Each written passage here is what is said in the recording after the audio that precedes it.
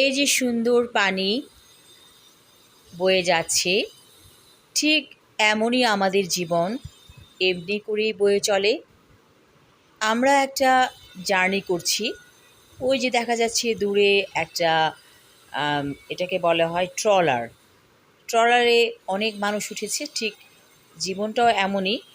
আমরা হয়তো ট্রলার বা ট্রেনে উঠলাম, বাসে উঠলাম, একটা স্টেশনে বা স্টপেজে থেমে গেলাম, এবং ওটা হচ্ছে মৃত্যু। তো জীবন এরকম নদীর মতোই বয়ে চলে, আমরাও বয়ে চলেছি জীবনের গতিধারায়। এভাবে মানুষ শিশু থেকে বড় হয় এবং একসময় সে পৃথিবী ছেড়ে চলে যায়। এভাবেই চলছে সারা জীবন ধরে। আমরা আসছি, আমরা যাচ্ছি, উই আর কসমিক ট্রাভেলার। কিছু সময়ের জন্য আমরা পৃথিবী ভ্রমণ করছি। এই ভ্রমণটা একদিন শেষ হবে, যখন আমাদের এই পৃথিবী থেকে সময়টা শেষ হয়ে যাবে। তখন আমরা আর এখানে এক সেকেন্ডও স্টে করতে পারবো না, চলে যেতেই হবে। এটাই হচ্ছে জীবন।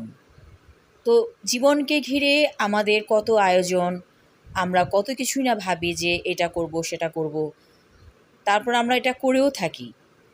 কিন্তু আমরা মৃত্যুর কথা মাঝে মাঝে ভুলে যাই, কিন্তু মৃত্যু কিন্তু আমাদের পায়ে পায়ে ঘুরছে। মাঝে মাঝে যখন খুব মন খারাপ হবে, যখন আপনি হতাশাগ্রস্ত হয়ে আছেন, তখন আপনি কি করবেন? প্রকৃতির কাছে যাবেন এবং আরও একটা কাজ করবেন, আপনি হাসপাতালে যাবেন। বিশেষ করে আপনি পঙ্গু হাসপাতালে যান, যে দেখেন যে মানুষ কত কষ্টে কাতরাচ্ছে। আর আপনি কবরস্থানে যান, তখন আপনি বুঝতে পারবেন যে এখানে আপনাকেও আসতে হবে। তাই জীবনটাকে উপভোগ করুন, বুঝতে শিখুন এবং ভালো ভালো কাজ করুন। হতাশাগ্রস্ত হবেন না, আর দয়া করে মানুষের ক্ষতি করবেন না।